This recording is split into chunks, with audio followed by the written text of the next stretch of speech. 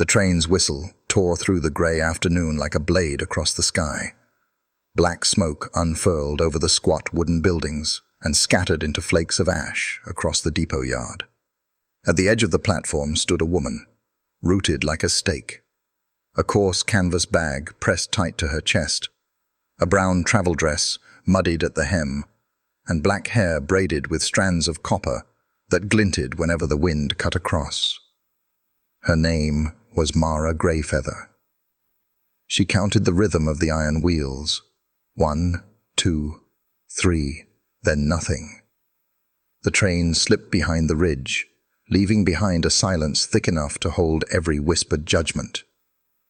2 women on the platform muttered as they passed. "Another mail-order bride," one said, with a curl of lip.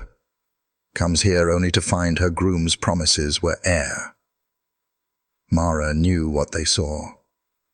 The honeyed complexion of her Lakota mother, the shadowed eyes of her Irish father, a sum that never balanced in the arithmetic of frontier prejudice.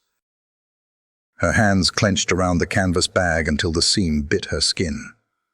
Inside, a small leather pouch rattled faintly. Her mother's turquoise bead, handed down through generations of women. The last thing pressed into Mara's palm as her mother lay dying. "Keep it, child. You will need it." She lowered herself onto a rough bench. The timber was cold against her spine. Wind whipped down the street carrying the smell of snow and the sharp tang of smoked meat from the Copper Lantern Saloon. She had 17 cents left. Too little for a bed at the boarding house. Enough only for a bitter cup of coffee, if she could endure the stairs. She shut her eyes and replayed the words from Caleb Holt's letters, words penned in steady script. No prejudice of blood. A small ranch. A hearth in need of gentle hands. A tired heart in need of steady shoulders. To pay for this journey, she had sold her mother's silver comb, her father's pocket watch, even her one winter coat. In return, she stood now in the raw wind of Wyoming, with nothing but a name that had not come to claim her. "You waiting on someone, miss?" The station master, eyebrows like clumps of moss, leaned on his cane.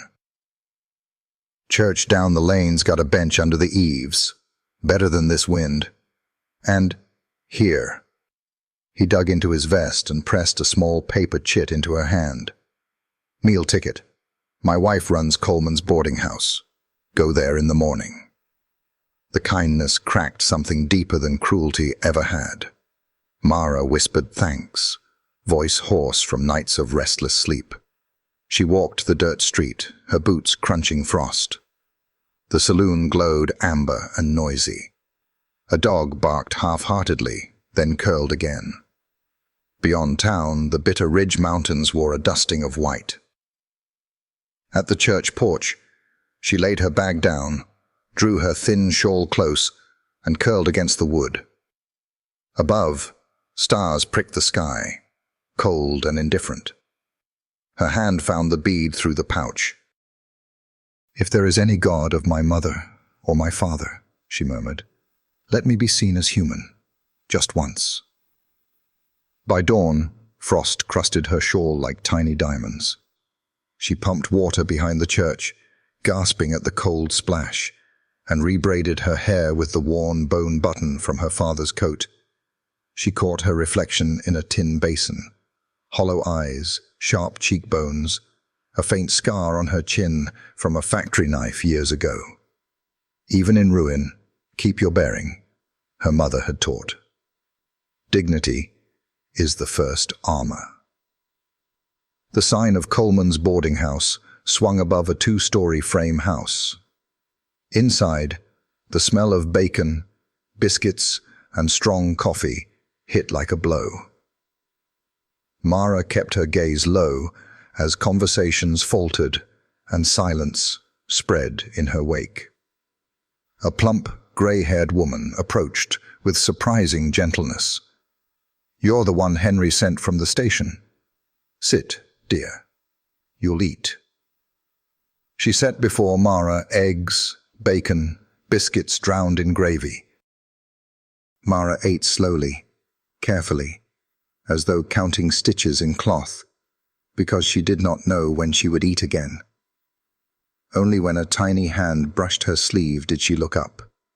A little girl stood there, no more than 4, hair the color of wheat, hacked into uneven braids, eyes wide and brown, solemn, where they should have been playful. A patched dress hung loose about her knees. "Are you sad?" the child asked. Mara smiled despite herself. "Just tired." "I get tired too," the girl said, climbing uninvited onto the bench opposite. "Papa snores loud. I'm wren, like the bird. Papa says I'm noisy as one." She swung her legs, studying Mara. "What's your name?" "Mara." "Mara means sea. Mrs. Coleman told me." She leaned close, sniffing like a kitten. "You smell like sage. Mama smelled like that." The word struck like a bell. Mara's spoon clattered. "I beg your pardon?" A man's voice cut from the doorway, deep, gravelly, careful. "Wren, don't trouble the lady." He filled the threshold, tall, broad-shouldered, hair too long, jaw shadowed in stubble, a flannel shirt, denim trousers, boots crusted with mud. His eyes, grey as storm clouds before snow. Wren piped, "Papa, her name's Mara. She smells like Mama. She's got soft hands, not scratchy like yours." Caleb Holt flushed, tugging his hat off. "Forgive her, ma'am. She forgets manners." "She's no bother," Mara said softly. "She's sweet." Something shifted in his expression. Surprise, then a guarded warmth. He stepped in, boots careful not to stain the mat. "My place is 5 miles out, by the cottonwoods," he said at last. "House isn't much, but there's a room standing empty, warmer than the church porch." He hesitated, as though weighing every word. "If you'd stay, just until you decide your next step." Wren leaned forward eagerly. "Please, Mara. Papa makes biscuits like rocks. I need someone who knows lullabies." Caleb's jaw worked. A rare smile tugged, then vanished. Mara touched the pouch in her bag, felt the bead pulse against her palm. The letters had promised no prejudice of blood. Yet here was a man with a daughter's plea and a widow's shadow still haunting the hearth. To go might mean stepping into another rejection. To refuse meant another night in the wind. "I would work for my keep," Mara said cautiously. "Cooking, sewing, tending garden. I will not be a debt." "In my house, no one is a debt," Caleb answered firmly. "But if it eases your mind, we'll call it work for board. I need someone to watch Wren when I'm out." The girl nodded gravely. "And braid my hair. Papa pulls too hard." Mrs. Coleman set down a fresh pot of coffee. "Holt, eat. And you, child, you've asked enough. But—" She gave Mara a knowing look. "Sometimes a door opens on a cold day. Best to step through." Mara rose, heart thudding. Caleb reached for her bag, then stopped, waiting for permission. She nodded. He lifted it with careful hands, as though it carried more than cloth. They stepped onto the porch. The wind slashed sharp across the street, clouds bruising above Bitter Ridge. Wren hopped in Caleb's boot prints, laughing. At the far end of town, a wagon waited. Mara hesitated on the top step, torn between the thin warmth of a stranger's promise and the cold certainty of the open street. "Miss Mara," Wren whispered, holding out a tiny thimble of worn tin. "It was Mama's. I kept it, but if you stay, maybe you can use it. Maybe you can teach me to sew." Caleb stiffened, as if struck. Words failed him. Mara cupped the thimble, light as air, heavy as grief. She lifted her eyes and froze. Down the road, a rider appeared, cloaked in black, horse steaming. In his hand gleamed a letter, sealed with crimson wax, stamped with a mark Mara knew. A bold H twined around an anchor, the same emblem at the bottom of every letter she had ever received. He raised it high. "Caleb Holt," he called. "A reply from the man who ordered his bride. He's come to claim her." The wind ripped Mara's shawl wide. The turquoise bead throbbed against her chest. Wren clung to her hand, whispering fierce and small, "Don't go." Caleb tore the seal, eyes scanning. His face hardened to iron. He looked up at Mara, voice flat. "The letter says the man's in the next town. He demands his bride returned." Snowflakes began to fall. 4 riders crested the cottonwoods, led by a man in a white hat. He smiled like a knife. "I've arrived just in time," he said, and the storm of their lives broke upon them. Snow sifted across the main street of Bitter Ridge like a veil, each flake hissing as it struck the lantern flames outside the saloon. Mara stood frozen on the boarding house porch, Wren's tiny fingers gripping hers with desperate strength. Caleb had the letter crumpled in his fist, jaw clenched so hard the muscle twitched. Down the road, the 4 riders drew closer, their horses blowing steam into the cold air. At their head sat a man in a spotless white hat, boots polished, gloves pale against the reins. His smile carried the weight of ownership, the certainty of a man who believed everything he wanted was his by right. "Mara Greyfeather," he called, his voice a slick drawl that carried across the hushed street. "Or should I call you Mrs. Holt already? Seems you've wasted no time stepping into another man's house." Mara's blood turned to ice. She recognized him, not from flesh, but from ink. Elias Harding, the man whose letters had been filled with promises of land, hearth, respect. The same man who now sat his horse like a judge pronouncing sentence. "You wrote me," Mara said, forcing her voice to carry. Though her heart hammered, 14 letters, each one wasted, clearly. Harding interrupted. "A man makes an arrangement. He expects it honored. You were ordered for me, not for some rancher too timid to find his own wife." Caleb shifted, placing his body subtly between Harding and Mara. The wind tugged his coat open, revealing the butt of a revolver at his hip. "You'd best be careful with your words."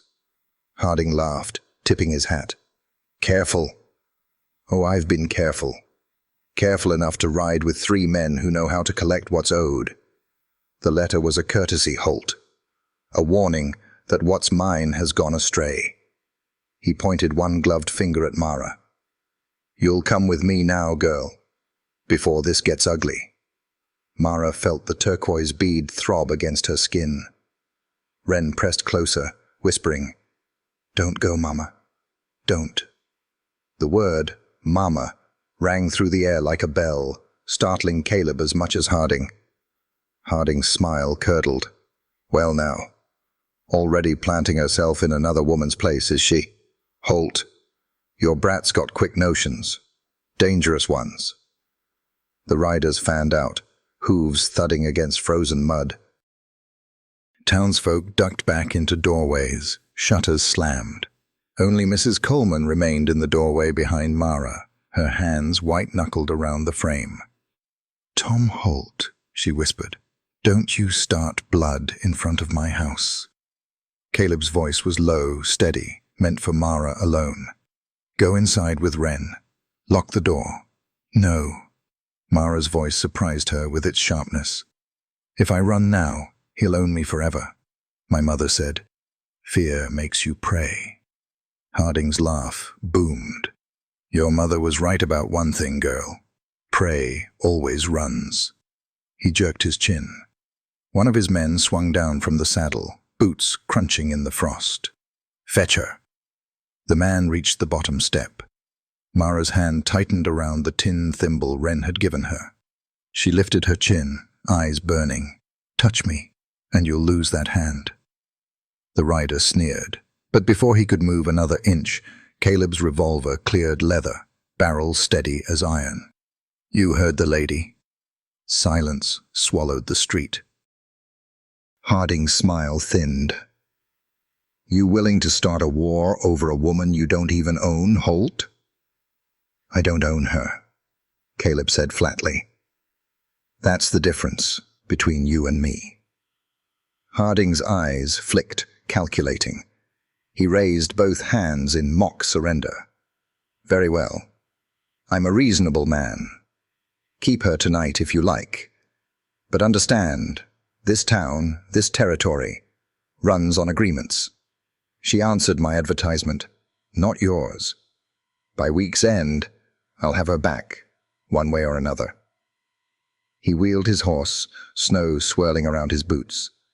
The other riders followed, though not without throwing dark looks toward Caleb's drawn gun. As they rode away, Harding called over his shoulder, Enjoy your stolen bride while you can. She'll be mine before the first thaw.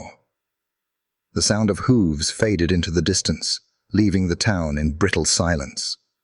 Only then did Caleb lower the revolver, sliding it back into its holster. He turned to Mara, eyes storm gray, unreadable. Inside.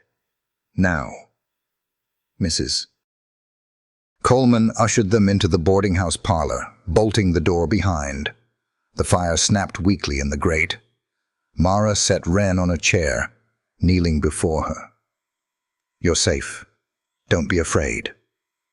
I'm not, Wren whispered fiercely. He can't take you. I gave you Mama's thimble. That means you belong with us. The words twisted in Mara's chest. She looked up and met Caleb's gaze. The storm in his eyes had shifted, tempered with something else, a recognition, a question. He's not done, Caleb said grimly. Men like Harding don't walk away empty-handed. He'll be back. Mara touched the pouch at her throat, feeling the bead's steady pulse. Then we prepare, because I will not be left on a bench again. The fire popped, sending sparks into the dim room. Outside, snow thickened, muffling the town. For the first time in years, Mara felt not just the weight of fear, but the stirring of defiance. And beyond the window, in the whirling white, a lone wolf padded silent across the street, pausing to look toward the boarding house with yellow eyes that gleamed like prophecy.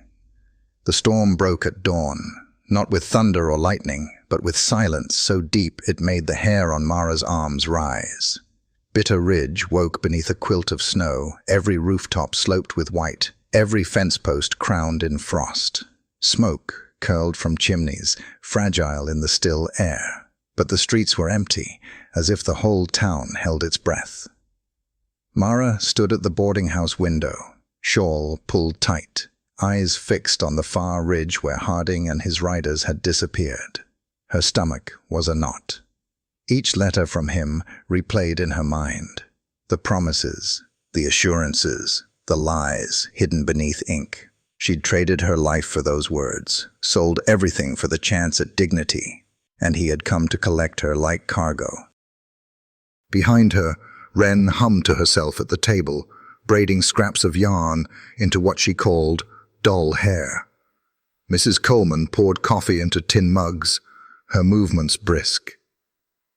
Caleb leaned against the mantel, revolver strapped at his side, his jaw set like carved stone. He'll be back, Caleb said finally. His voice carried no doubt, only fact. Mrs. Coleman shot him a look. You think to meet him gun for gun, Holt? In the middle of my parlor? No, Caleb replied. Out there, away from town, His quarrel's with me now. With you? Mara turned sharply. It's me he wants. It's you he means to claim, Caleb corrected. His eyes cut to hers, steady as the mountains. That makes it my fight too. Mara's pulse jumped. She had known men who called themselves protectors, but none who had spoken like that, with no trace of possession, only solidarity. Wren looked up, wide-eyed. Papa, you won't let him take her? Not while I draw breath, little bird. Caleb crouched to brush her hair back, voice softer. But you'll do as you're told. Stay with Mrs. Coleman, no matter what you hear. Wren's lip trembled, but she nodded. Then she reached into her pocket and drew out a smooth grey stone, the one she'd found days ago. Miss Mara, she said, pressing it into her hand. Now you got two. Yours and mine, double strong. Mara closed her fingers around it, the cool weight grounding her. She wanted to promise the child safety, but the truth caught in her throat. Instead, she whispered, Thank you, Wren. I'll carry it close. The door banged open before another word could be spoken. A young boy, cheeks red from cold, burst in. Mr. Holt, they're coming. Harding and his men. 6 of 'em this time. Caleb's eyes hardened. Where? Down the south road. Be here before the sun's full up. Mrs. Coleman crossed herself. God help us. Caleb rose, adjusting his hat. No, ma'am. God helps those who stand their ground. He looked at Mara. Are you ready? She met his gaze, the turquoise bead warm against her skin. Wren's stone pressed in her palm. Fear pulsed through her, but beneath it, something fiercer. Yes. They walked into the cold together. Snow crunched under boots, breath clouded like smoke. At the edge of town, the riders appeared. Harding at their head, white hat gleaming, smile thin as wire. The men behind him carried rifles across their saddles. Well now, Harding called, reining in his horse. What a picture. The stray bride and the farmer who fancies himself a knight. I'm no knight, Caleb said evenly, but I don't abide thieves. Harding laughed, spreading his arms. Thieves. She signed her letters. She agreed. That makes her mine. I am not a parcel to be shipped, Mara cut in, her voice ringing clear. Your letters were lies. And even if they weren't, I owe you nothing. I choose where I stand. Murmurs rippled among Harding's men. Some spat into the snow, uneasy at a woman's defiance. Harding's smile didn't waver, but his eyes flashed with anger. You hear that, boys? She chooses. He leaned forward in the saddle. But choices have prices. Holt, you mean to pay? Caleb's hand hovered near his revolver. If I must. The air tightened, brittle as ice about to crack. Then, Papa! The cry tore from behind. Wren had escaped Mrs. Coleman, running into the snow, hair streaming, face pale. She flung herself against Mara's legs, clutching her skirt. Don't let him take you! Harding's laugh rolled cold across the street. Well, well. A child to sweeten the bargain. Take her, too. She'll fetch a fair price in the right house. Time stopped. Caleb's revolver cleared leather, barrel aimed dead center at Harding's chest. Say that again, he growled, voice low as thunder. Harding's smile cracked. The riders shifted uneasily, fingers tightening on reins. The whole world seemed to balance on a hair's breadth. Mara bent, shielding Wren with her body, the turquoise bead burning hot against her heart. Her mother's words whispered through memory. A woman is not prey if she claims her ground. Sing it, child. Make the spirits hear. So Mara opened her mouth and began to hum. Low, steady, the old song of boundaries her mother had taught. A melody to tell predators that humans stood within their own circle of power. The horses stamped nervously. One rider cursed under his breath. Harding's face paled, anger twitching at the corners. "What sorcery is this?" he spat. "Not sorcery," Mara said softly. "Strength, mine." And for the first time, Harding's smile faltered. The snow fell heavier, blanketing the street, erasing tracks as fast as they were made. The standoff stretched, breath by breath, until the world itself seemed to hold still. Something was about to break. The first crack came not from a gun, but from the brittle silence itself. A horse stamped, iron shoes striking stone beneath the snow, and the sound splintered the air like a match to tinder. Harding's gloved hand rose. "Take them." Two riders spurred forward, rifles half raised. The snow muffled their charge, but the intent was clear. Drag Mara from Caleb's side, tear Ren screaming from her skirts. Caleb's revolver spoke first. The shot cracked like thunder across the square. One rider pitched sideways from his saddle, boot tangled in the stirrup as the horse bolted down the street. The other jerked his reins too late, panic flashing in his eyes. He fumbled with his rifle, but Caleb already had the hammer back. "Stop!" Mara cried, stepping in front of Ren, shawl flaring against the white storm. "Enough!" Her voice cut sharper than gunfire. For a heartbeat, even Harding's men froze. Mara stood tall, breath clouding in the icy air, her turquoise bead gleaming at her throat. "You'll not touch this child. You'll not touch me. Not now. Not ever." Harding's face twisted, pale beneath the brim of his immaculate hat. "You dare defy contract, girl?" His words dripped contempt. "You were bought, paid for in good coin, and you—" He jabbed a finger at Caleb. "You think one farmhand's pistol can stand against me?" Caleb's voice was calm, lethal in its steadiness. "I've stood against worse men for less cause. You want her, Harding, you'll step down yourself. Leave the boys out of it." Harding dismounted slowly, boots crunching the snow. He drew his pistol with the deliberate flourish of a man who'd killed before and liked the weight of it.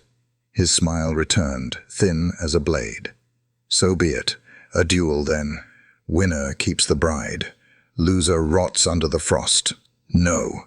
Mara's cry tore the air. She reached for Caleb's arm, fingers digging into the rough wool of his coat. "This isn't your fight to win or lose.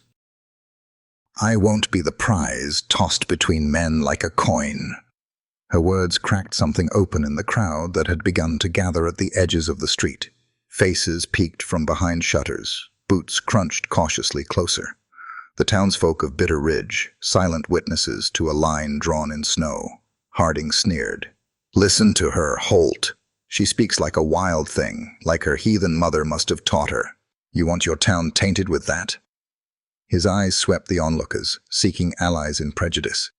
But none answered. Not yet. The silence was heavy, waiting. Caleb looked down at Mara. For the first time, his hand trembled beneath hers. "Then stand with me," he murmured. "Not behind. With." Something fierce ignited in Mara's chest. She nodded once, stepped forward, and placed herself beside him, shoulder to shoulder. The turquoise bead burned warm, and in her other hand she clutched Ren's smooth gray stone. The child pressed against her back, tiny hands gripping her skirts. Harding's eyes narrowed. "So be it." He raised his pistol. The world shrank to the space between heartbeats. Mara's hum began low, the boundary song her mother had taught, trembling but unbroken. Caleb's revolver lifted steady as the horizon. Harding's grin split wide, wolfish. The guns roared. Caleb's shot struck Harding's arm, spinning him sideways. White glove, bursting crimson. Harding's pistol, discharged wild, the ball hissing into snow at Mara's feet. Gasps rose from the watching crowd. Harding staggered, fury painting his features. "You'll die for that," he spat, clutching his wound. "No," Caleb said, leveling his revolver again. "You'll leave." One of Harding's men shifted, rifle rising. But before he could fire, Mrs. Coleman's voice cracked across the square like a whip. "You'll lower that gun, Eli Jacobs, or I'll see every woman in town shuts her door to you." Other townsfolk stepped forward then, rough men with axes, women with iron pans, the blacksmith with a hammer broad as a man's arm. Not soldiers, but neighbors.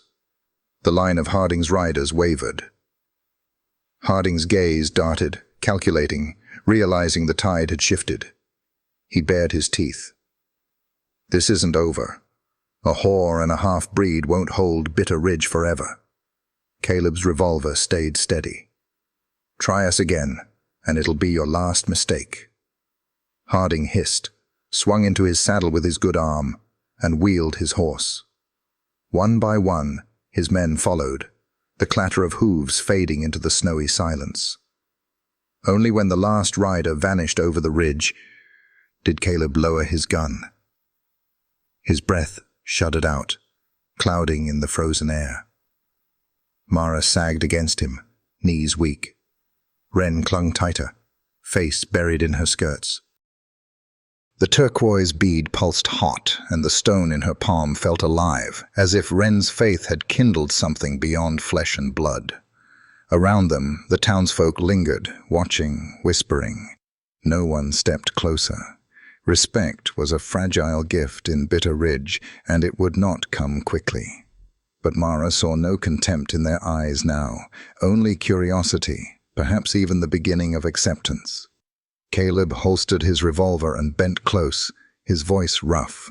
"You held your ground." "So did you," she whispered back. Snow fell heavier, cloaking the blood on the street, burying tracks of horse and man alike. The storm had passed, but something new had begun. The wind swept down from the ridge, carrying with it the fading echoes of Harding's retreat. Bitter Ridge breathed again, but the air remained sharp, the silence uneasy. Snow still drifted through the streets, covering the tracks of hooves and boots, erasing the violence of moments before. Yet the memory clung, heavy as smoke after a fire. Caleb slid his revolver back into its holster, his hand lingering on the worn grip as though unsure he could trust the world to stay calm. Mara stood at his side, breath coming hard, her fingers locked tight around Wren's shoulders. The child trembled, face buried against her skirts, but her small body was steady, as if clinging to Mara made her braver. The townsfolk lingered on the edges of the square. Eyes that had once watched Mara with suspicion now held something different. Wariness, yes, but also a grudging respect. No one moved closer. No hand reached out, but the stares lacked the sting of contempt. It was as though, in standing beside Caleb against Harding, Mara had staked her place in the town's story, whether they liked it or not. Mrs. Coleman was the first to break the stillness. She stepped into the square, her apron dusted with flour, her chin high. "Well," she said, voice sharp as sleet, "I'd say the matter's settled for now, but Bitter Ridge is no stranger to men like Harding. He'll lick his wounds, and he'll be back." Caleb's jaw tightened. "Let him come. He'll find us ready." Mrs. Coleman's eyes flicked to Mara. "You stood firm, girl. Folks saw it. That'll count for something. But don't think respect is given free. Around here, you'll need to earn it twice over, once for being a stranger, and once more for what blood runs in your veins." Mara met her gaze without flinching. "I've been earning my right to stand since I could walk. Bitter Ridge won't break me." A faint smile ghosted across Mrs. Coleman's lips, gone as quickly as it came. "See that it doesn't. Come, child," she added, reaching for Wren. "Let your papa and Miss Mara breathe a moment." But Wren shook her head fiercely, clinging tighter. "No, I stay with her." Her voice was muffled against Mara's dress, but her grip was iron. Caleb reached out, resting his rough hand over Mara's. "Let her be. She needs this." For the first time since the gunfire, Mara allowed herself to exhale. She sank to her knees in the snow, holding the girl close, whispering words she hadn't realized she remembered. Fragments of her mother's lullabies, half in English, half in Cheyenne. Wren's trembling eased, her breathing steadying, as the melody wrapped around them like a blanket. When Mara looked up, Caleb was watching her with an expression she couldn't name. Something raw, something quiet, as though he saw not just the woman beside him, but the long road that had shaped her. Their eyes held, and in that silence, an unspoken vow passed between them. The onlookers began to disperse, murmuring to one another, snow crunching under boots as they retreated to warm stoves and waiting chores. Bitter Ridge would talk, of course. They always talked. But for now, the danger had passed. Caleb offered Mara his hand. She took it, rising slowly from the snow. Wren clung to both of them now, her small mittened hand locked between theirs. The three of them, bound not by blood nor law, but by the fire of what they had just endured. They walked together toward the boarding house. The warmth hit them as the door closed behind, but the cold of the street still clung to their bones.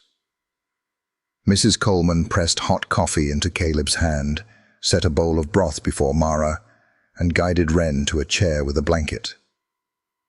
For a while, no one spoke. The only sound was the crackle of the stove and Wren's quiet sipping. Then Caleb set down his cup with a decisive thud. "I'll not have Harding return to find us unprepared," he said. "Mara, you and Wren should come to my farm. It's out past the ridge, sturdier than these thin town walls. You'll be safer there." Mara's spoon paused halfway to her lips. "Safer?" she echoed. "Or hidden?" "Both," he admitted. "But it's not hiding if it gives us ground to stand on." "Harding knows where you are now. In town. You'll always be his spectacle. Out there." His gaze softened. "Out there. You'd be family." The word lodged in her chest, heavy and sweet all at once. Family. Something she had chased across states, across heartbreaks, always slipping through her fingers. And now, here it was, offered in a quiet voice, with a child's head resting trustfully on her lap. Mara reached for Wren's braid, smoothing it gently. The girl tilted her head back, brown eyes wide and waiting. "Would you come with us?" Mara asked softly. "Yes," Wren said without hesitation. "Because you'll be there." The answer struck Mara deeper than any bullet could. She looked at Caleb, saw the weight of his own grief, the scars of survival, and the glimmer of hope he barely dared to name. "All right," Mara said at last, her voice steady. "We'll go, but not to hide, to live." Caleb's shoulders eased, the faintest shadow of a smile ghosting his lips. Then it settled. Outside, the snow continued to fall, blanketing Bitter Ridge in silence. Inside, by the fire, 3 lives had just shifted course, away from the fear of being hunted toward the fragile beginning of something that might, in time, be called home. The wagon wheels groaned as Caleb steered the team of horses out of Bitter Ridge, their hooves muffled by the snow-packed road. Mara sat on the bench beside him, shawl pulled tight against the wind. Wren nestled between them, wrapped in a quilt Mrs. Coleman had pressed into her arms with a gruff, "Children shouldn't shiver." Behind them, the town grew smaller, lantern lights fading into the grey dawn. The storm had lifted, leaving a sky the color of ash, but the air still carried the weight of what had passed. Harding might be gone, but his shadow stretched long. Caleb kept his eyes on the road, jaw tight. It'll be a few hours to the farm. The trail climbs before it evens out. Hard going in this snow. Mara nodded. Her hands itched to fidget, to clutch her pouch and stone, but she forced them still in her lap. I've walked farther, with less to hope for. He glanced at her, something like respect flickering in his grey eyes. You've a strong spine, Mara. Stronger than most men I've known. She gave a short laugh, low and bitter. Spine never kept me fed. Never stopped the trains from leaving me behind. She touched Wren's hair, soft against her palm. But maybe it'll keep me standing long enough for her. Wren tilted her head up, sleepy but listening. I'm not heavy, am I? Not heavy at all, Mara whispered, pressing a kiss to the crown of her head. You're the reason my legs keep moving. The wagon jostled over frozen ruts, and Caleb slowed the horses, careful. His silence stretched, but it was not the silence of contempt. It was one of thought. At last he said, When Sarah was alive, the road seemed easier. Even storms felt lighter. After she passed, every mile turned to stone. I thought I'd never have ease again. Mara's throat tightened. And now? He didn't answer at once. Instead, he guided the horses around a bend where the land opened wide. The prairie rolled out before them, endless white, and the dark bones of trees clawing at the sky. In the distance, smoke curled thin from a chimney. There, Caleb said, pointing. That's home. The sight struck Mara harder than she expected. A modest cabin, barn leaning against the wind, a line of fencing tracing the rise of the land. Nothing grand, but smoke meant fire. Fire meant warmth, and warmth meant survival. Wren clapped her mittened hands. Papa, Miss Mara, look, home. Mara's breath caught at the word. Not Caleb's home, not Wren's. Wren had said ours. The horses strained up the last hill, then slowed as Caleb guided them into the yard. Chickens scattered, feathers puffing white against the snow. A cow lowed from the barn. The place bore the weary marks of neglect. The fence mended in haste, shingles missing from the roof, the garden buried under drifts, but it stood. Caleb tied off the reins and jumped down, boots crunching on the frozen ground. He reached up, offering his hand to Mara. She hesitated only a moment before taking it. His grip was warm, steady, and when her boots touched earth, she felt the strange weight of a choice settling in her bones. Inside, the cabin smelled of smoke and leather. A rough-hewn table dominated the room, with chairs mismatched but sturdy. A stone fireplace held the last of last night's coals. On the mantel, Mara saw a photograph. A woman with long, dark braids, eyes kind and fierce, holding a baby wrapped in a quilt. Sarah. Mara's gaze lingered, respectful. She whispered so only herself could hear. I won't take her place. Only add to what she left behind. Wren darted forward, tugging at Mara's hand. Come see my room. It's the loft, and you can see the stars if you peek just right through the cracks. Mara allowed herself to be pulled up the ladder, Caleb following slower behind. The loft was small but neat, with a narrow bed, a rag doll resting atop the quilt, and a window that looked out toward the ridge. Wren bounced proudly. This is where I dream. Sometimes Mama Sarah visits. Now you can visit too. Mara's heart ached at the child's easy acceptance. Her faith so absolute, it left no room for doubt. "If you'll have me, I'll be here." "We will," Caleb said quietly from the ladder. The rest of the day was spent in small labors, stoking the fire, warming broth, unpacking the meager belongings Mara had brought. Caleb fixed the latch on the barn door, while Mara mended a torn curtain, her fingers steady on the needle. Wren trailed between them, chattering, her laughter like bells against the hush of snow. As dusk fell, Caleb lit a lantern and set it on the table. He sat across from Mara, hands folded, the firelight softening the lines of his face. "You should know," he said. "Harding won't give up.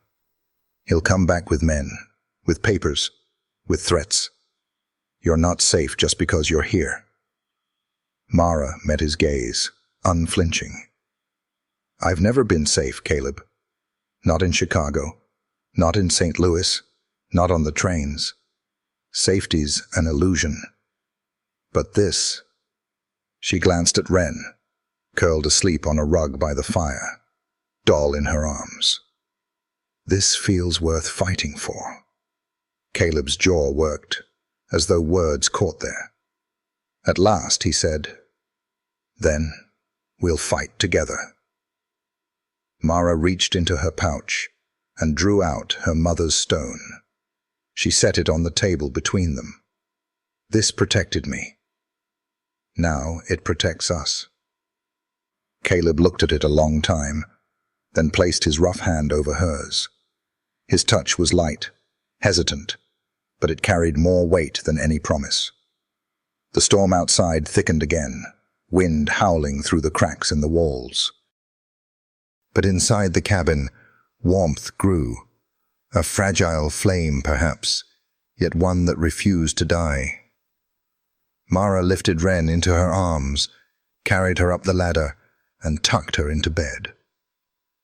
When she returned, Caleb was still at the table, waiting. Their eyes met, and in that silence, something steady and undeniable took root. Tomorrow would bring Harding's shadow again. But tonight, for the first time, Mara felt not like a woman passing through, but like someone who belonged. The storm raged for 3 days straight, snow piling against the door until Caleb had to dig them out each morning. Inside, the cabin grew close, but also strangely alive. Wren filled the loft with her chatter, singing to her doll, pestering Caleb with questions about cows and fences, clinging to Mara as though she'd always been there. Mara worked with steady hands. She cooked, mended clothes, patched the ragged quilt until its colors brightened again. But more than that, she began to weave herself into the fabric of the homestead. She showed Wren how to grind herbs into tea, taught her songs in Cheyenne and Irish, both languages rolling strangely but beautifully in the girl's small mouth. She even coaxed green from dried sprigs, saved in the root cellar, planting them in clay pots by the window. Life, fragile but defiant, pushing against the season. Caleb watched. He rarely spoke, but his eyes followed Mara in quiet wonder, as if he couldn't quite believe the change her presence had wrought. The house, once filled with silence and ghosts, now carried the sounds of laughter, of lullabies, of a woman's voice at twilight. Still, shadows lingered. On the fourth evening, after Wren had been tucked into the loft, Caleb sat at the table sharpening his knife. The lantern light caught the steel, throwing sparks against the walls. "He'll come," Caleb said at last, his voice flat. "Harding. He won't take the shame of losing lightly." Men like him never do." Mara sat across from him, fingers brushing the turquoise bead at her throat. "Let him come. We stood once. We can stand again." Caleb's mouth tightened. "It won't just be him next time. He'll bring papers, claims of contract, maybe deputies in his pocket. The law bends for men with coin. The law bent against me long before, Harding, Mara said softly. I won't bow to it now. Caleb looked up sharply. And if the town chooses him? If they turn their backs? Mara leaned forward, her gaze unwavering. Then we fight. Not just with guns, Caleb. With truth. With the life we build here. One they can't deny. Every loaf of bread I bake, every herb I grow, every lesson I teach Wren, those are battles won. He stared at her a long moment, then set down the knife. Something in his shoulders eased, not surrender, but a recognition of strength that matched his own. That night, sleep came late. The wind howled through the seams of the cabin, rattling shutters like bones. Mara lay awake in the small sewing room, the unfinished quilt pulled to her chin. Her hand found the stone in her pouch, its surface smooth and cool, and she whispered to it as her mother had taught. Protect us, guide us, make this place strong enough to keep what we love. At dawn, the storm broke. The prairie stretched white and endless, the sky clear for the first time in days. Caleb hitched the wagon for a trip into town. Supplies were running thin. Mara wrapped Wren in her shawl, and they rode together, the crunch of wheels loud in the silence. Bitter Ridge stirred cautiously as they arrived. Men shoveled snow from roofs, women carried buckets of water, children skated on frozen puddles. The duel had become story already, whispered at every corner. Mara felt the weight of eyes on her, some curious, some cold, some unexpectedly warm. At the general store, Mrs. Henderson's stare lingered a fraction too long on Mara's features, but she said nothing, simply handed Caleb the flour and sugar he'd ordered. At the blacksmith's, young Tom Weaver tipped his hat awkwardly, his cheeks red as he stammered a greeting. And at the church, Pastor Williams paused in his sweeping, his eyes soft as they fell on Wren, clutching Mara's hand. But as they turned toward the wagon, a rider appeared at the far end of the street. His coat was fine, his hat polished, his horse sleek despite the weather. Harding. His arm was bound in a sling, but his posture was arrogant as ever. A hush swept through the town. He dismounted with a wince, boots crunching hard into the snow. "Caleb Holt," he called, voice carrying sharp as a whip.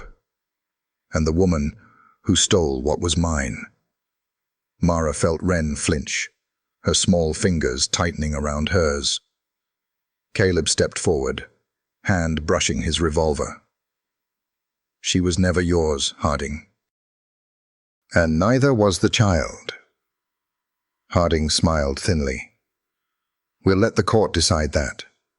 I've filed papers in Cheyenne. The law's on my side.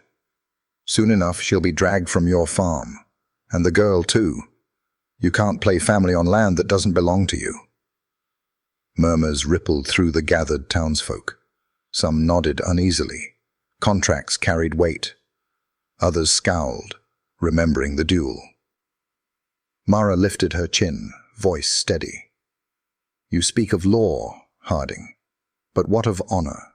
What of the promises you broke? You wrote letters full of lies, lured me across half this country, then left me on a bench in the cold. Is that the law you stand on?" Her words cut through the air like an axe. For a heartbeat, even Harding faltered. Then his smile returned, brittle. "Say what you like. Winter's long, but law is longer. Enjoy your time, Holt. It'll be shorter than you think." He mounted with difficulty, turned his horse, and rode off. The townsfolk watched him go, their faces unreadable. Some drifted away, others lingered, whispering. Caleb's hand remained near his gun until Harding vanished over the ridge. Mara exhaled slowly, her heart pounding. She looked at Caleb. He'll be back. Caleb's eyes met hers, storm grey and steady. Then we'll be ready. He took Wren's hand, and Mara's too, the three of them bound together as the snow began to fall again, silent as judgment, heavy as fate. The days after Harding's return to Bitter Ridge carried a different weight. Snow still blanketed the prairie, but beneath its silence ran a current of unease. Mara felt it in the way townsfolk glanced at her when she came in for supplies, in the way conversations hushed when Caleb stepped through a door. Bitter Ridge was watching, measuring, waiting to see which way the scales of justice or gossip would tilt. Caleb worked harder than ever. He mended fence lines buried in drifts, hauled water for the animals, and chopped wood until his shoulders ached. Each evening, when the tools were laid aside and the fire lit, his gaze grew distant, storm-grey eyes shadowed by thoughts he did not speak. Mara didn't press him, but she knew. Harding's threat hung over them both like the weight of the winter sky. Wren, though, seemed untouched. She chased chickens through the snow, begged Mara for more stories, and clung to Caleb's side whenever he saddled the horses. Innocence had returned to her step, but at night, Mara often found the child curled tight, whispering in her sleep. Once, Mara heard her murmur, "Don't let him take me." One morning, a rider brought news. Caleb returned from the ridge with his jaw set like stone. He threw his gloves onto the table, snow melting in angry drops. "Harding's filed his claim in Cheyenne," he said. "Contract of marriage. Says you're bound to him, Maras. And he's tied Wren into it. Says you're unfit, that the girl needs a proper guardian." Mara froze. Her hands, busy with mending, stilled over the cloth. "And the court will listen?" Caleb nodded grimly. "The law bends toward men like Harding. Money smooths the rest." For a long moment, the fire crackled between them, the only sound in the room. Wren looked from one to the other, confusion in her wide eyes.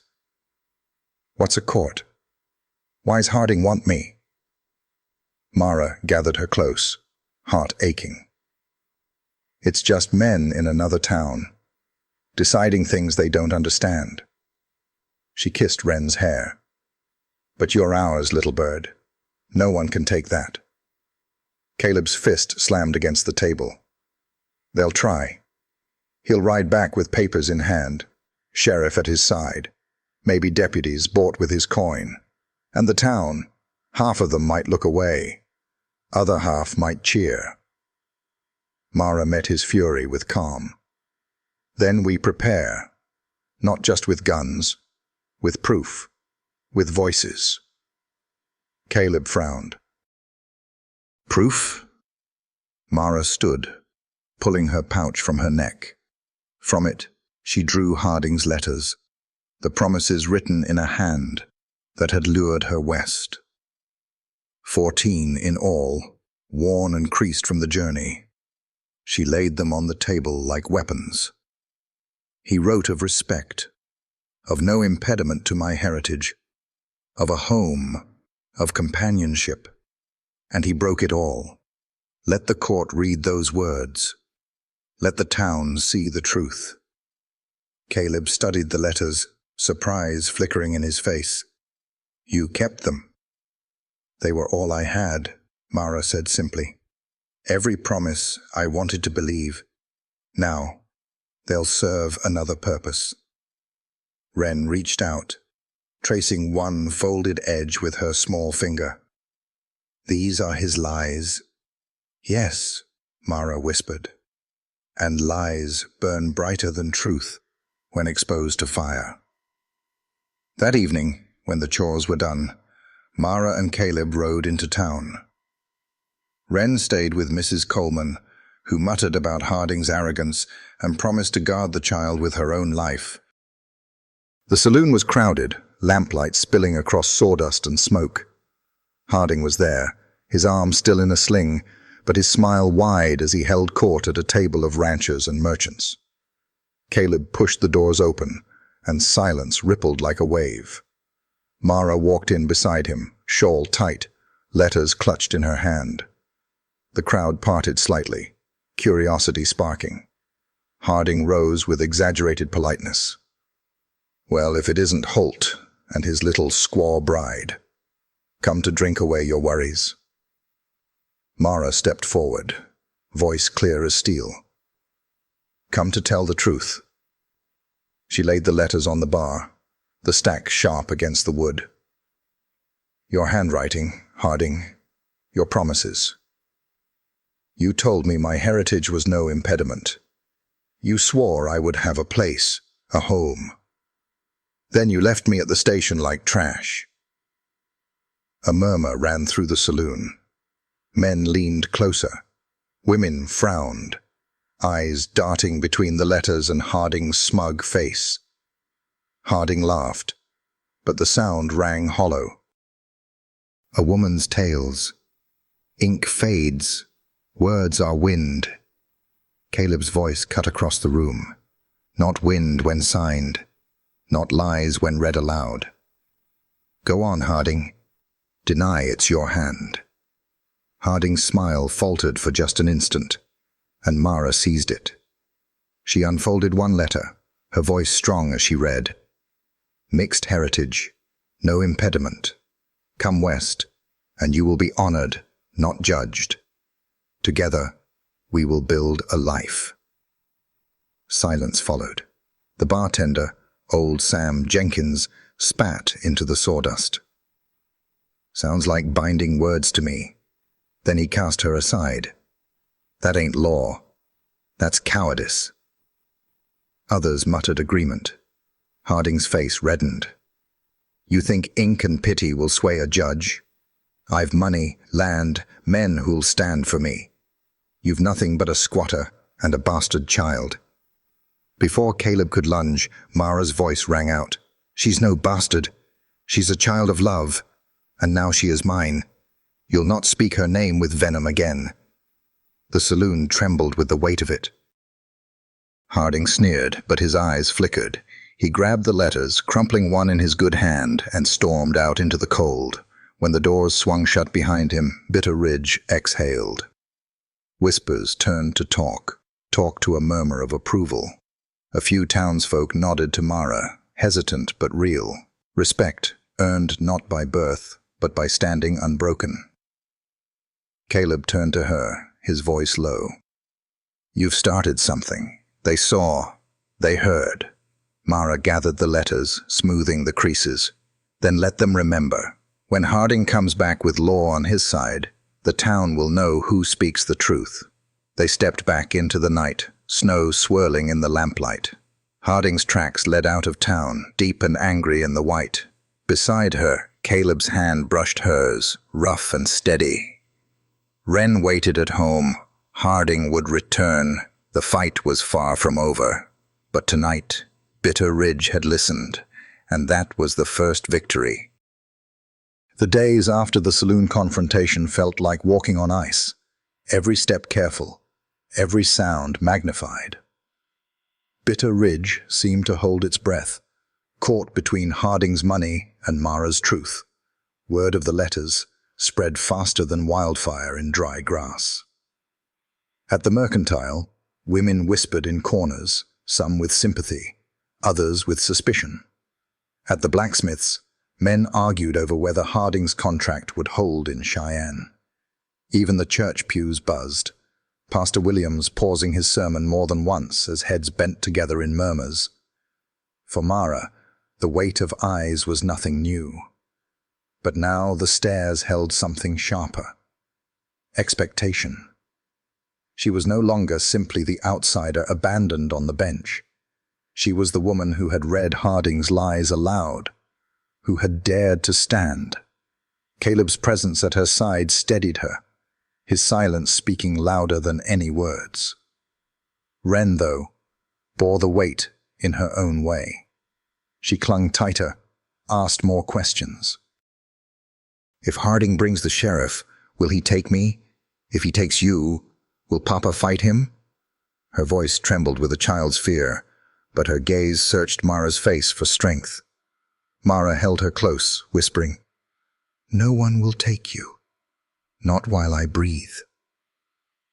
It was 3 weeks later when the threat returned in flesh and iron. The sheriff rode into Bitter Ridge with Harding at his side. Behind them, 2 deputies in fresh coats, rifles slung across their saddles. The air crackled as townsfolk gathered in the square, boots crunching on packed snow. Harding dismounted with a smile that didn't reach his eyes, his arms still stiff, but his arrogance intact. "Caleb Holt," the sheriff called, his voice booming. "And Mara Turner. I have papers here from the Cheyenne court. Harding lays claim to a binding contract. You'll come with us, miss, to answer before the judge. As for the child, she's to be remanded until guardianship is settled." Gasps rippled through the crowd. Wren shrank against Mara's skirts, her small hand clutching tightly. Caleb stepped forward, shoulders squared, his revolver at his side. "You'll not lay hands on either of them." The sheriff's face tightened. "Careful, Holt. You raise steel against the law, you'll hang." Mara's voice cut through, strong and steady. "The law is written by men, but truth is written in blood and bone. Harding wrote me 14 letters. I have them here. Proof he broke his promises. Proof he lied." She pulled the bundle from her shawl, holding it high. "This town has heard them. Let them speak if they matter." A silence hung, then Mrs. Coleman's voice rang out. "They matter." She stepped from the crowd, apron dusted with flour, chin high. "We all heard them read. We all saw Harding leave her on that bench." Old Sam Jenkins spat into the snow. "Man who breaks his word ain't fit to claim wife or child." "You can put that in any court you please." Others nodded, voices rising, hesitant at first, then firmer. "She told the truth. Harding shamed her. We saw it with our own eyes." The sheriff shifted uneasily. "The courts are men far away," Caleb growled. "But this is Bitter Ridge. We saw, we know." He turned, his gaze sweeping the townsfolk. "If Harding drags her off, it won't just be her he shames. It'll be every one of you who let him." The weight of his words settled heavy. Faces hardened, shoulders squared. Farmers, blacksmiths, mothers with babes in arms, all stood a little taller. Harding's smile cracked. "You'd defy the law for her? For a half-breed and a child not your own?" Mara's chin lifted. "They'd defy you." The sheriff looked from Harding to the crowd, to Caleb's steady hand resting near his revolver. He sighed, pulling his hat lower. "I'll take this back to Cheyenne. Let the judge sort it." "But I won't start a war in Bitter Ridge." Harding's face flushed with rage. "You coward! You'll let them spit on the law on me?" The sheriff swung into his saddle. "If the court wants her, they'll send their own men. Until then, I'll not play executioner." With that, he rode out, his deputies close behind. Harding lingered a heartbeat longer, his glare burning. "This isn't over," he hissed. "I'll see you ruined, Holt. Both of you. And the girl will call me father yet." Then he mounted and followed, his horse's hooves pounding like thunder on frozen ground. The square erupted, half in relief, half in fear. The fight had been postponed, not won. Mara stood with Wren in her arms, Caleb at her side, as snow began to fall again, soft and steady. For the first time, Bitter Ridge closed ranks around them, not fully, not completely, but enough. Respect was fragile, trust brittle, yet it had begun, and Mara knew the war was shifting. It was no longer just between them and Harding. It was for the soul of the town itself.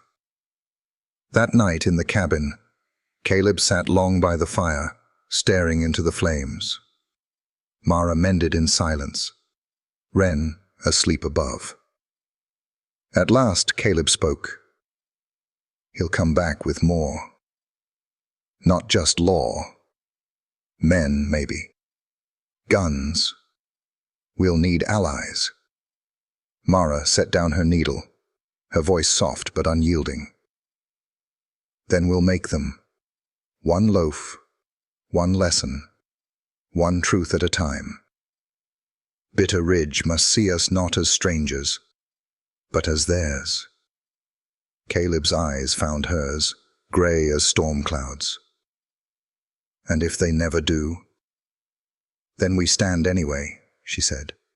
For her, for us, for the life we're building. The wind rattled the shutters, but inside the fire burned bright.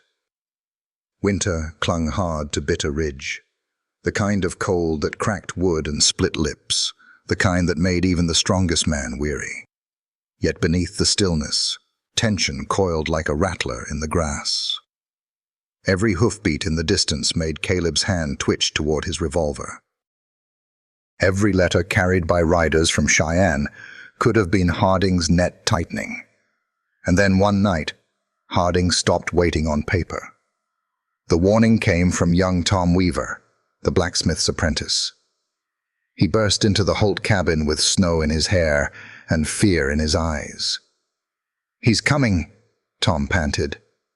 "Harding, he's hired guns. 4 of them rode in at dusk. Mean ones. Faces I ain't seen before." Caleb rose slowly, his jaw clenched. "Where?" "Stabled at the Lucky Dollar. Drinking hard, asking after your place. Folks say Harding's paying 'em to fetch what's his." Tom's eyes darted to Mara and Wren. Mara's stomach turned cold, but her voice was steady. "When?" "Tonight," Tom whispered. "Or come dawn." Caleb thanked him with a nod, pressed a rifle into his hands, and told him to go home. The boy's face blanched, but he left. When the door shut, silence fell heavy. Mara's fingers tightened around Wren's shoulders. The child clutched her rag doll, eyes wide, already sensing the weight of danger. "They'll come here," Caleb said at last, his voice grim. "Harding wants to break us where we live." "Then we don't wait," Mara answered.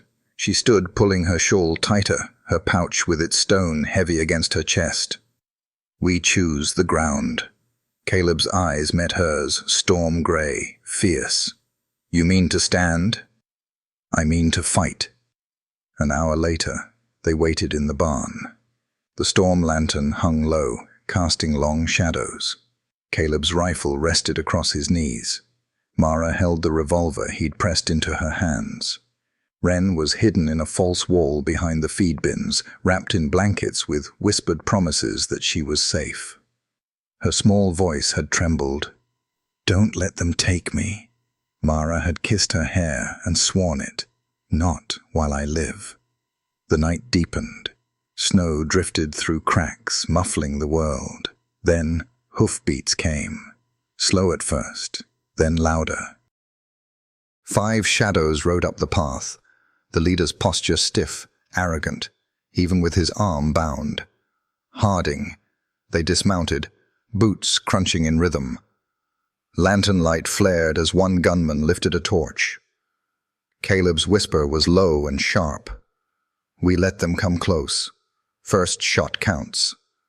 But Mara's voice cut through the dark. "No. Let me speak first." Before Caleb could stop her, she stepped out into the yard, the snow swallowing her steps. The torchlight caught her shawl, her dark hair, her unflinching gaze. "Harding," she called, her voice ringing against the frozen night. "Come to steal again? To drag a child into your lies?" Harding's smile gleamed wolfish in the firelight. "I come to collect what's mine. Court'll back me soon enough. But why wait when lead speaks louder than ink?" He motioned to his men. "Fetch her." The first gunman stepped forward, then froze at the click of a rifle. Caleb emerged from the barn, grey eyes glinting, barrel aimed steady. Take one more step, and you'll drop in the snow. The standoff stretched. Snowflakes spiraled between them, soft against the steel in the air. Mara's heart pounded, but her hands did not shake. She lifted the revolver, pointing it at Harding himself. "You left me once," she said, her voice steady as iron. "You'll not touch me again, and you'll never lay hand on the girl." Harding laughed, though it cracked at the edges. "You think this town will shield you forever? These men ain't here for justice. They're here for pay, and pay speaks." "Does it?" A new voice cut across the night. From the darkness beyond the yard, figures emerged. Sam Jenkins with his shotgun, Mrs. Coleman's sons, rifles in hand. Even Pastor Williams, his breath steaming in the cold, carrying the old musket from the church wall. Behind them, half a dozen townsfolk, lanterns bobbing like stars in the snow. "You'll not bring your war to our land, Harding," Pastor Williams said, his voice firm. "Bitter Ridge has chosen, and it ain't you." The hired guns shifted uneasily. Money bought many things, but not loyalty against a town united. One spat into the snow. "Wasn't paid to fight a whole damn county." He mounted his horse. Another followed. Harding snarled, "Cowards!" But the others were already turning away, muttering curses, spooked by the sight of townsfolk bristling with steel. In moments, only Harding remained, fury blazing in his pale face. "You think this ends here?" he spat. "I'll bring more. I'll bring law. I'll burn this place to ash." Mara stepped closer, her revolver unwavering. "Then come, Harding. But understand this. Every time you rise, we will stand taller. Every lie you tell, we'll answer with truth. And every time you reach for the child, you'll find us in your way." For the first time, Harding faltered. The cold bit deep, his breath ragged. Behind Mara, Caleb and the townsfolk stood firm, silent as the mountains. Harding's bravado cracked, just enough. He mounted his horse, jerking the reins hard. "This ain't over," he hissed, before vanishing into the storm. Snow swallowed his tracks as quickly as they were made. Back inside, Wren flew into Mara's arms, sobbing with relief. Caleb's hand lingered on her shoulder, warm and solid. Around them, townsfolk crowded the cabin, offering what they could: firewood, bread, promises of watchful eyes. Bitter Ridge had chosen a side, at least for tonight. As the fire crackled and Wren drifted to sleep against her, Mara felt the truth settle deep. This wasn't just about surviving Harding anymore. It was about becoming something stronger than fear. Family, community, a life worth every battle. Caleb sat across from her, eyes steady in the lamplight. "He'll be back," he said.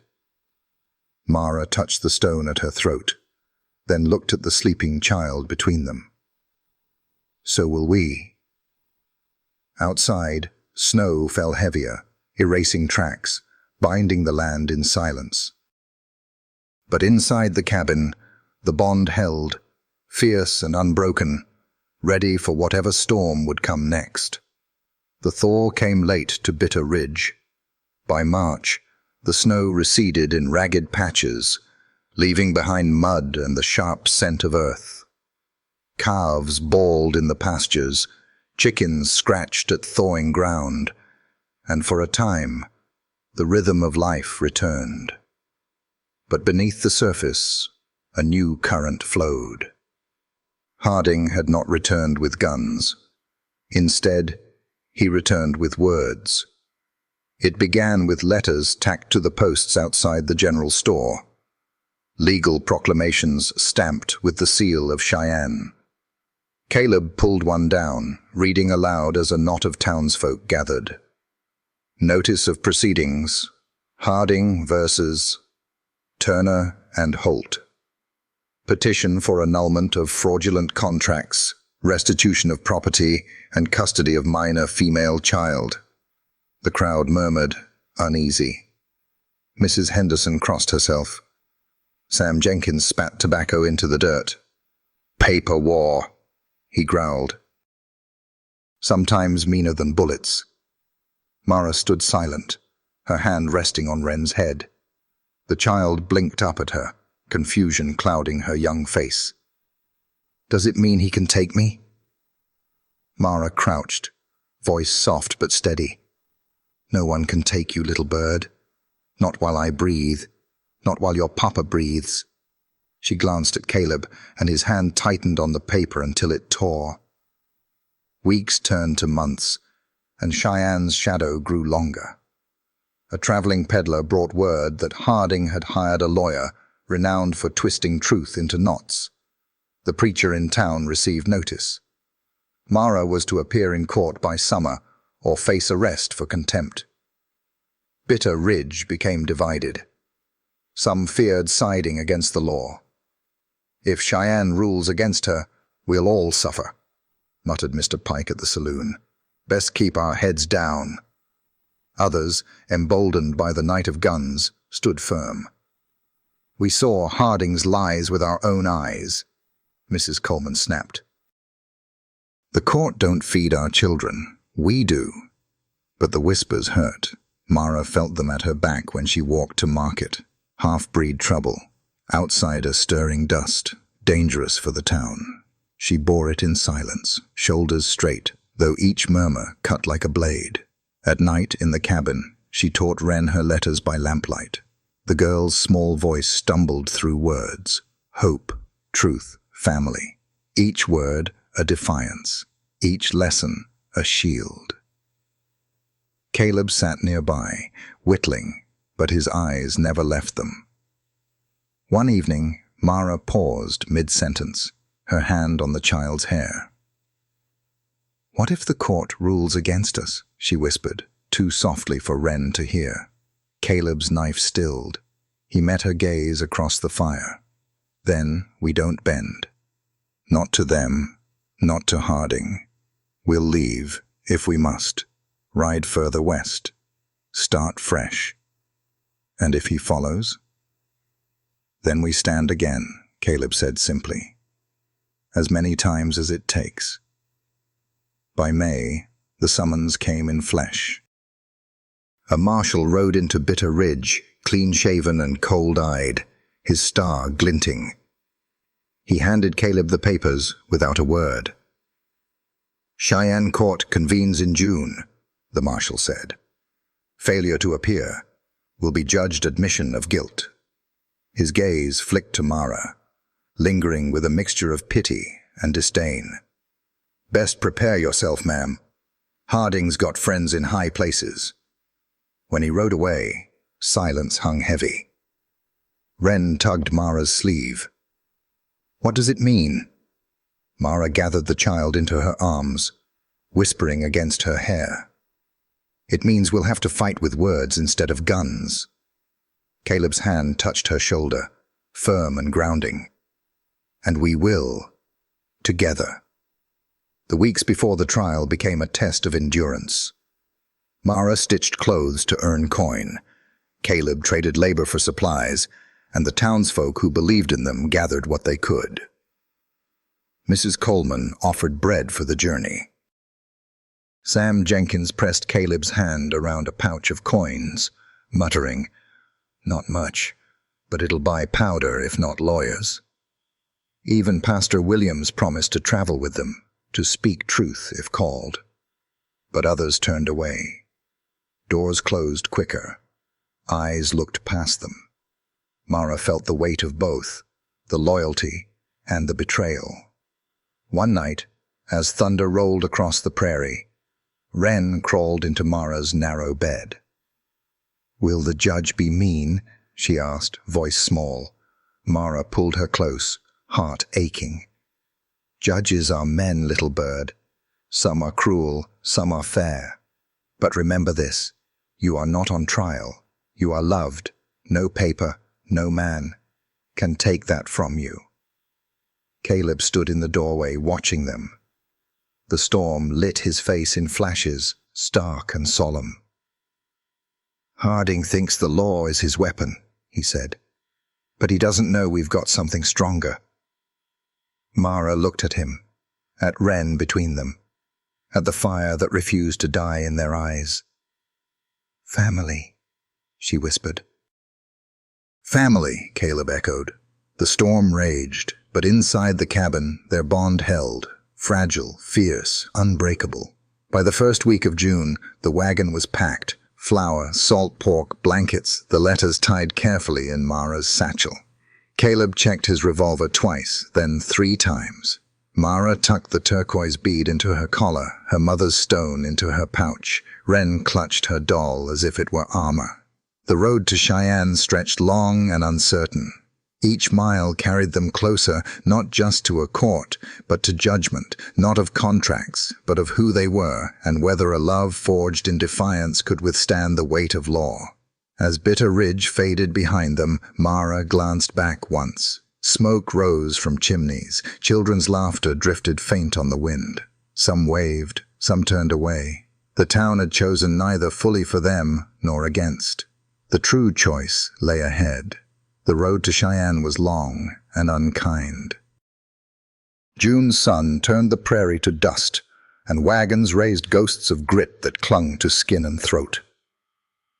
For days, Mara, Caleb, and Wren traveled alongside Pastor Williams, whose calm presence steadied them when silence grew too heavy. Wren chattered at first, about the chickens she missed, about the stars they'd sleep under. But as the miles passed, her chatter waned.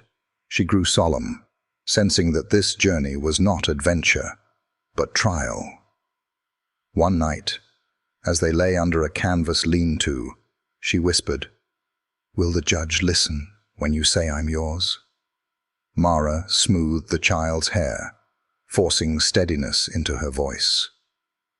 "He'll hear the truth, and truth has its own weight, little bird." But in her heart, shadows pressed. She had seen truth dismissed before, swept aside by those with louder voices and stronger ink. Cheyenne rose from the plains like a scar, railroads cutting through, saloons spilling noise, and the courthouse, a stark brick building with a flag snapping above it. They arrived at dusk, the wagon wheels rattling over cobblestones. Wren clung close, wide-eyed at the unfamiliar bustle. Inside the boarding house, Mrs. Fletcher, the landlady, frowned when she saw Mara's skin, but took Caleb's coins readily enough.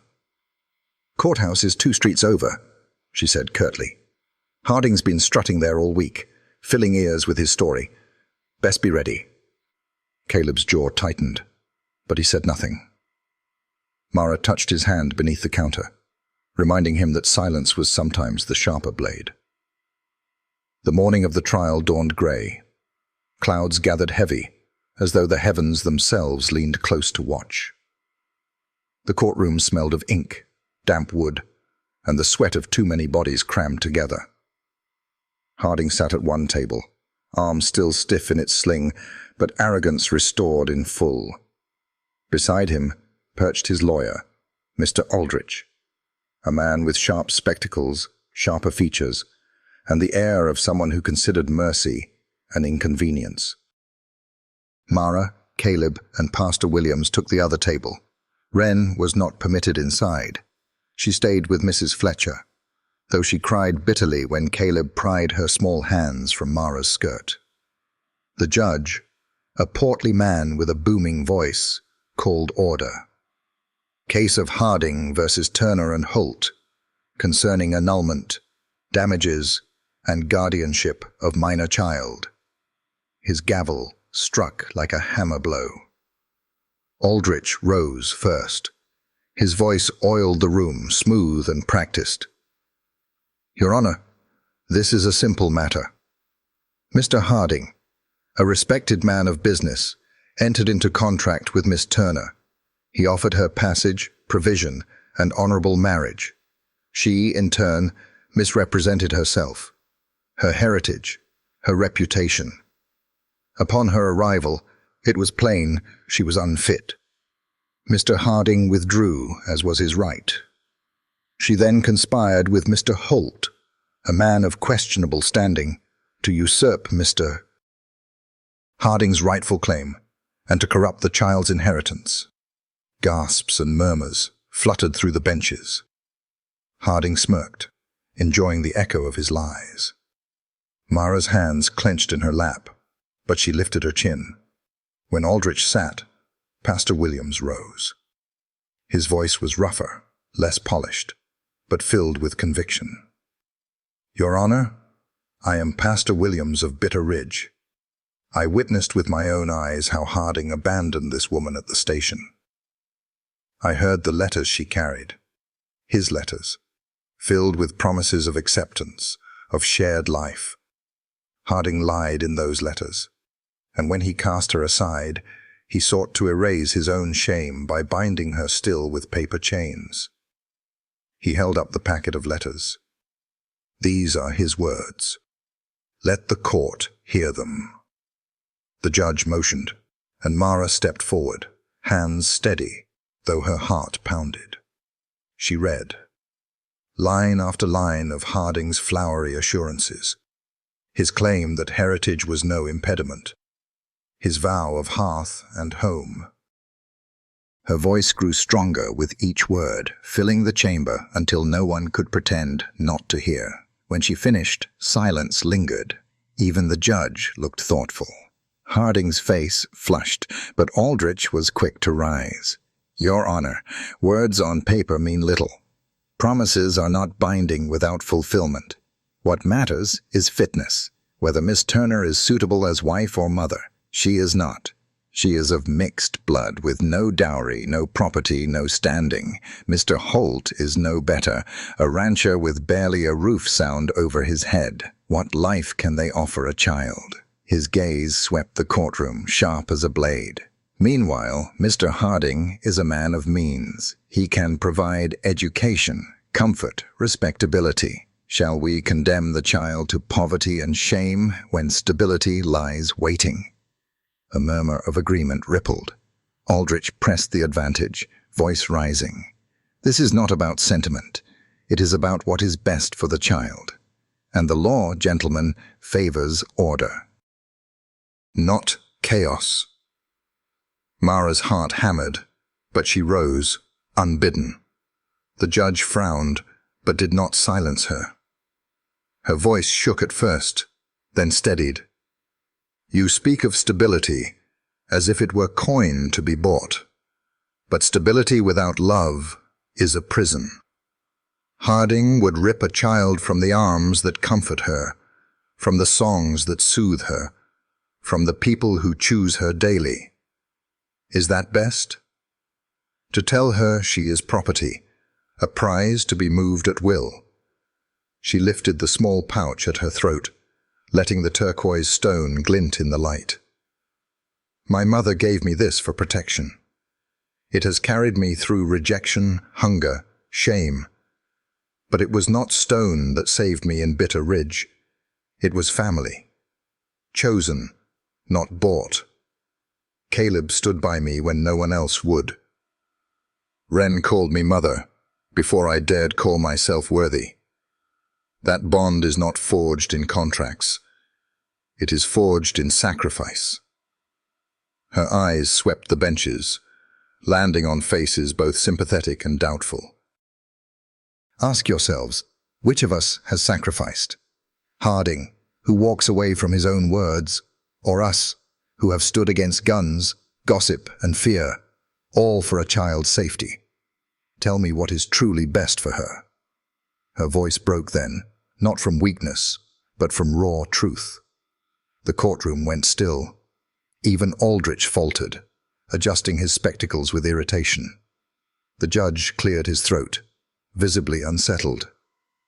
"We will recess until tomorrow. I will review the letters." He struck the gavel. Court dismissed.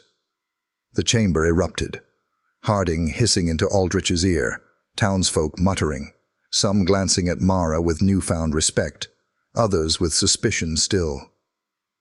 Caleb's hand found hers, strong and steady, as they walked out into the grey light of Cheyenne. Outside, Wren ran to them, flinging her arms around Mara's waist. "Did we win?" she asked breathlessly. Mara bent, kissing her hair.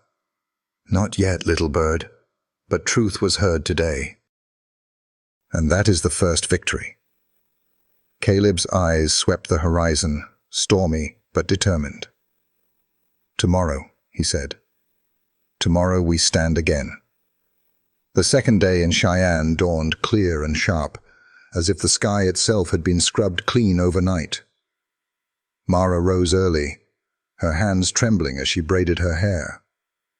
Caleb laced his boots in silence, jaw tight, while Wren sat on the bed clutching her doll. "Do we have to go back?" the child whispered.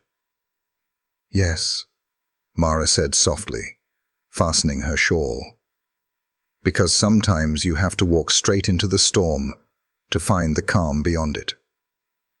The courthouse was more crowded than the day before.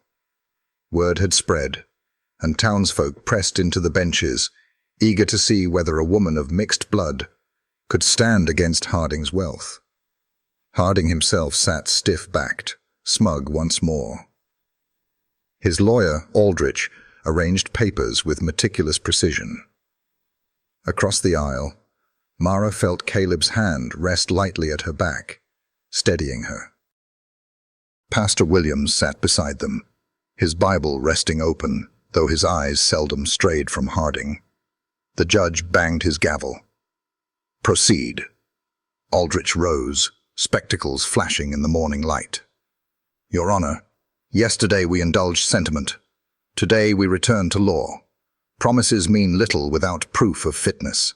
I call as witness Mr. Gerald Pike." A stir ran through the benches as Pike, a store owner from Bitter Ridge, shuffled forward. He avoided Mara's gaze, his hat twisting nervously in his hands. Aldrich wasted no time. "Mr. Pike, do you know the defendants?" "Yes, sir, since they came to town." "And would you say Miss Turner's presence has caused disruption?" Pike swallowed. "Folks talk. Some don't take kindly to her kind." Mara's cheeks burned, but she kept her chin high.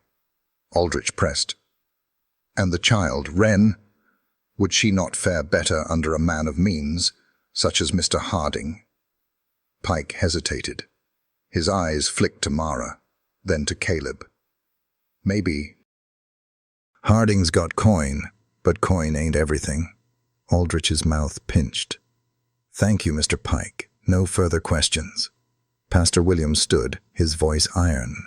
"Mr. Pike, did you ever see Miss Turner neglect the child?" "No." "Did you ever see Harding care for her?" Pike shook his head. "Can't say I did." No further questions. Aldrich called 2 more witnesses, men from Cheyenne who swore to Harding's good character. Their words were polished but empty, and Mara could feel the tide shifting against her. When it was their turn, Pastor Williams spoke again, repeating what he had witnessed at the station, his words simple and strong. Caleb was called next. Aldrich circled him like a wolf.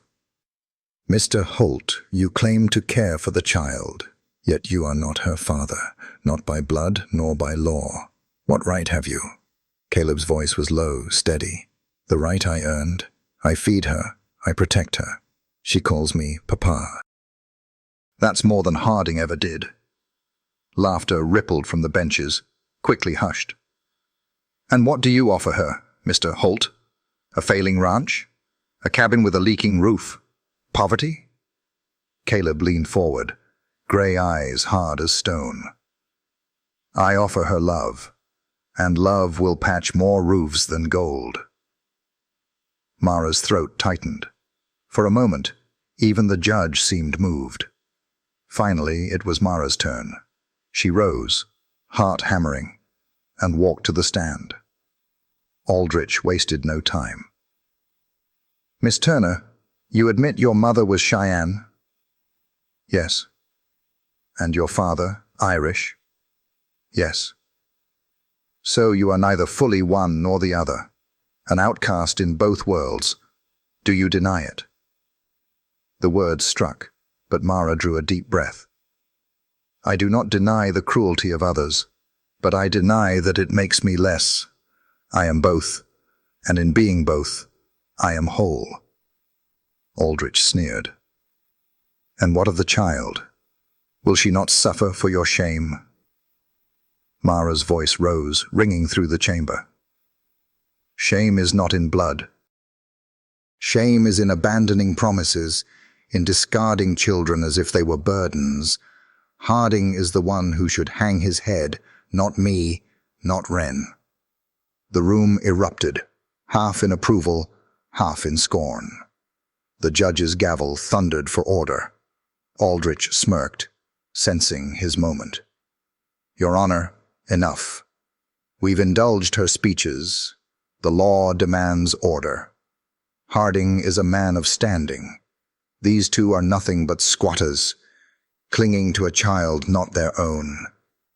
Return her to rightful care. Mara's knees trembled. Caleb clenched his fists. The air felt like it would break. Then the doors swung open.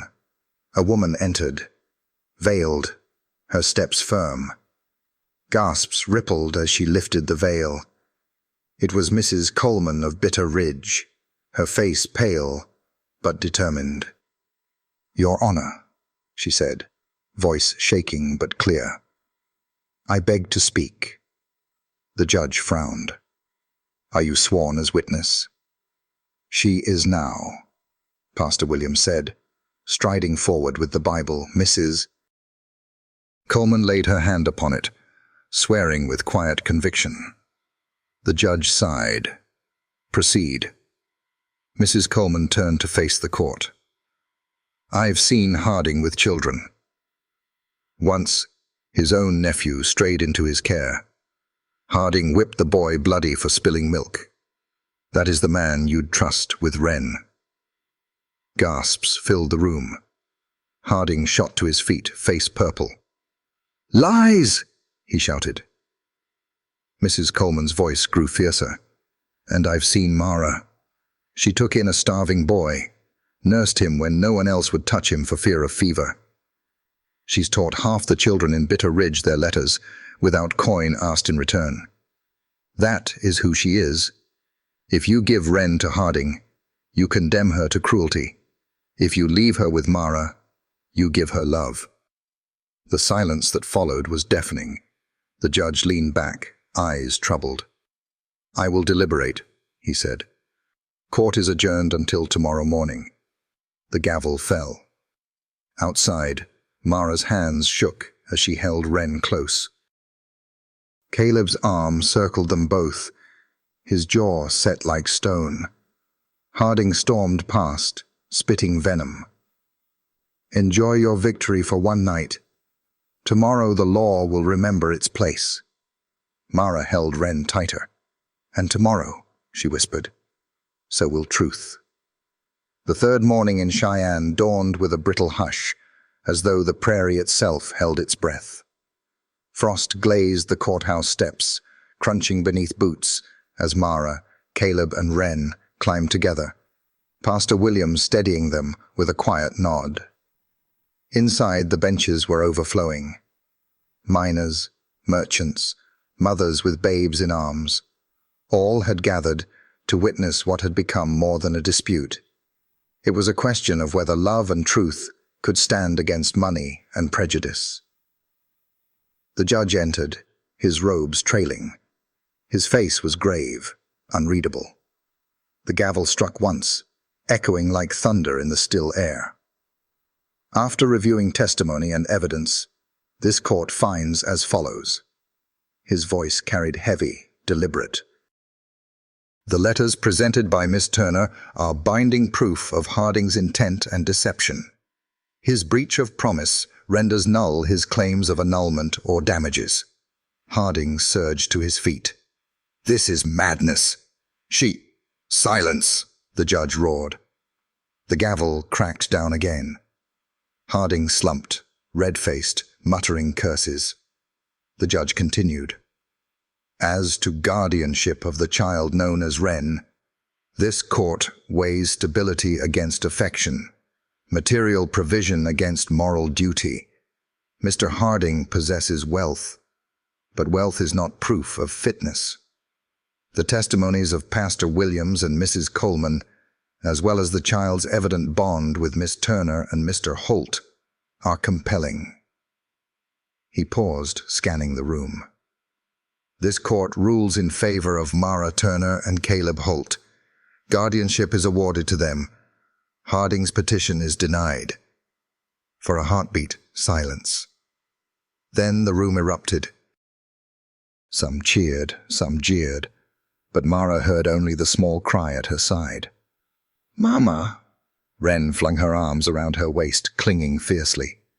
Caleb's hand closed over hers, strong and sure, anchoring them in the storm. Harding spat as bailiffs closed in. "This isn't over. Money talks louder than pity, and You'll be silent, sir," the judge snapped, "or you'll find yourself in contempt. You've done enough harm." The bailiffs ushered him out, his curses fading into the courthouse corridors. Outside, the air was crisp, alive with the smell of pine smoke from nearby chimneys. People streamed past, some offering nods or quiet congratulations. Mrs. Coleman pressed Mara's hands, her eyes shining. "You did it, child. You held fast when the world tried to cast you aside. That's no small victory." Mara's throat thickened. "We only spoke truth. That's what makes it powerful," the older woman said softly. Pastor Williams joined them, his smile tired but warm. Sometimes God's justice moves through human hands. Today was such a day. Caleb clasped his hand firmly. "We'll not forget what you did for us." "Don't thank me," the pastor replied, glancing at Wren, skipping between Mara and Caleb. "Thank the little one. She bound you together stronger than any court." The journey back to Bitter Ridge was lighter. The prairie, once bleak and endless, seemed open, full of promise.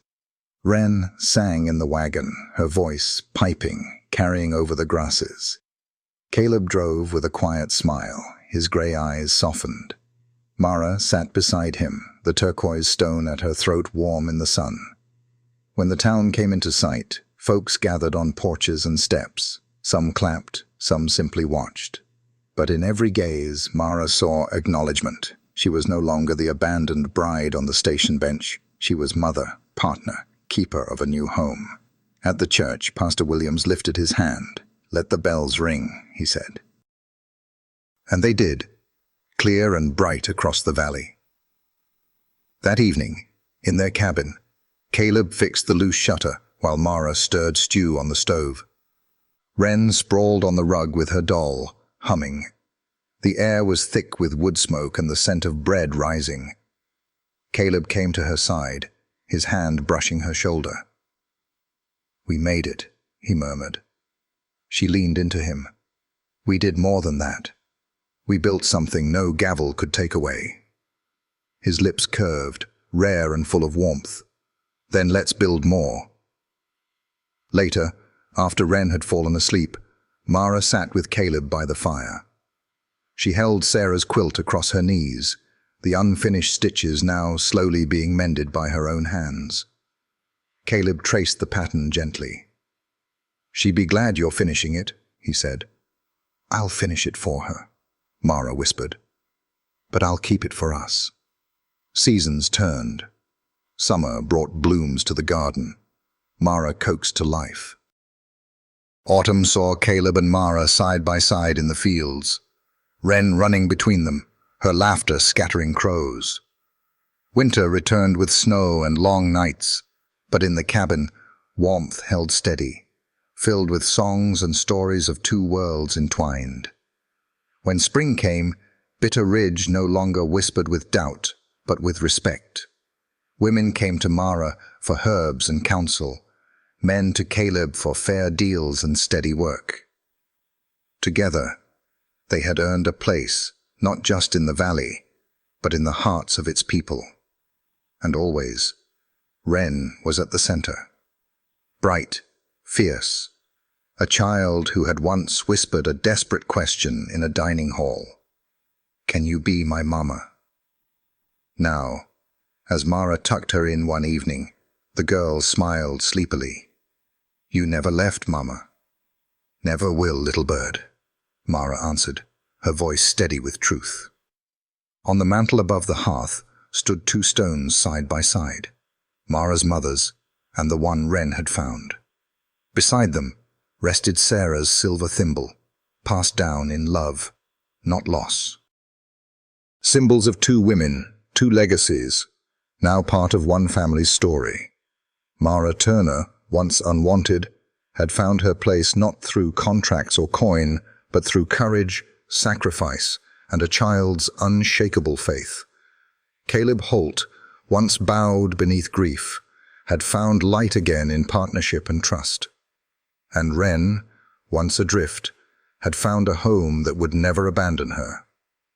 As the fire crackled and night settled over Bitter Ridge, Mara whispered a prayer to the Great Spirit her mother had named, and to the God Caleb's people prayed to. 2 voices lifted, 1 hope shared, that love, chosen and steadfast, would endure longer than any storm. And it did.